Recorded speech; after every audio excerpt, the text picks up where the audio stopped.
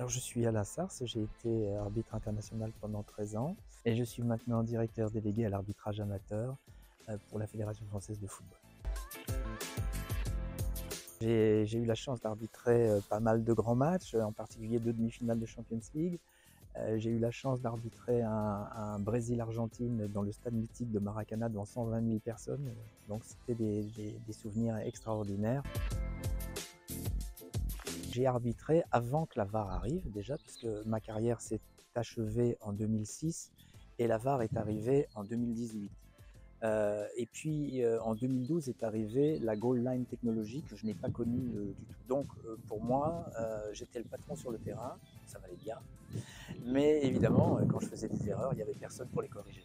Maintenant, ils ont cette chance, mes successeurs, car la VAR intervient et peut éventuellement corriger une décision erronée d'un arbitre.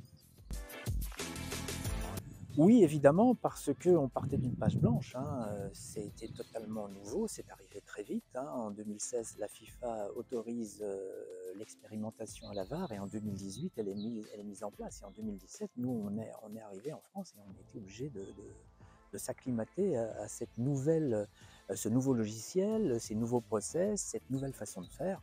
Donc évidemment, on avait quelques craintes, mais voilà, ça s'est bien passé et on est très satisfait du résultat.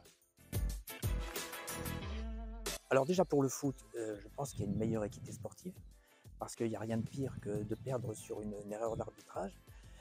Et pour les arbitres, eh ben, je dirais que les arbitres, ils ont appris à être un petit peu plus humbles, parce qu'auparavant, ils étaient les patrons sur le terrain, c'était eux qui dirigeaient la rencontre, et quoi qu'il arrive, c'était leur décision qui était importante. Et maintenant, quand ils sont amenés à venir voir le petit écran sur le côté du terrain, eh bien, en général, ils vont changer la décision. Donc, ils vont montrer à l'ensemble des spectateurs, voire aux téléspectateurs, qu'ils se sont trompés.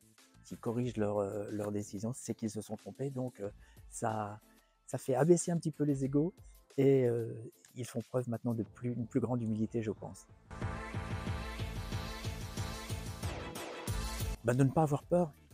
Avoir peur du changement, c'est normal. Ça fait partie des craintes qu'on peut avoir et qu'on doit avoir. Mais en fait, il n'y a aucune raison pour que ça se passe mal, parce que les entrepreneurs de tout temps, ils ont évolué avec leur temps. Donc, eh ben, la facturation électronique, je suis sûr que ça va se passer très bien pour eux.